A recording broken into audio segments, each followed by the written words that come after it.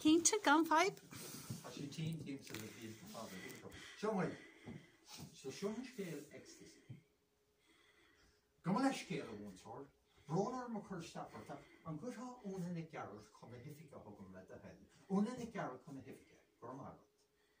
Agus leis sin, múchú an intercom agus tlagar na chuain mar bag amach. Sa chalíní eile an ranga. Cuid acu a dhéanamh le teán malíse. Cuid eile mar na chroise a bhisna acu gan dhéanamh.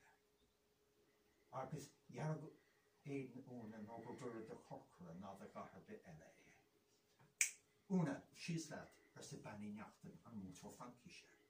Daire úna agus duine. Hála sí gur bhain an léach seo go hific an phríomhide le cósaí leabhar nó le cósaí éide. Bhí sí fós gan pillarín dúchorm na scoile a bheith aice ó tháinig sí ar eis trí seachtaí roimhe sin. Bhí leis cé réiteire ina hintanaice na chás sin. Dusgur sin doras agus isteach lethe. Úna sa ban bhíconacha. Bhí sí na sí ag a desk. Bhí an lasphríomhide Seán O'Neill ina cheasamh taobh lethe.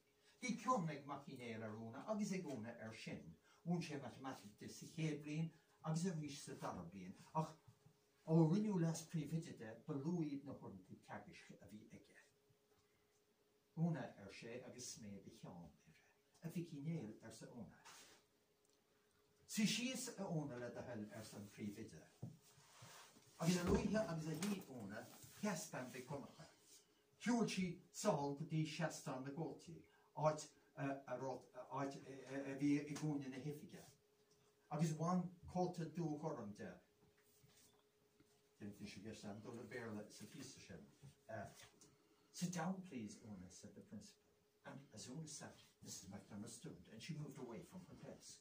She moved to the coat stand, which stood in the corner of the office, and removed a navy colour overcoat from it. Then she approached the desk again. It was one of the school uniform coats. I believe that this is your overcoat, Una. You seem to have left it by the basketball court yesterday afternoon. The caretaker noticed it when he was passing the school yard. Una took it from her and looked at the lining inside the collar where she'd written her name. Yes, it is, Mrs. McDonough. Thank you very much. She was very courteous in her speech, but also very nervous.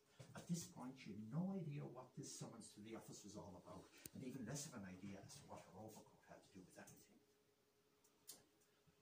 Would you mind emptying the contents of the pockets out on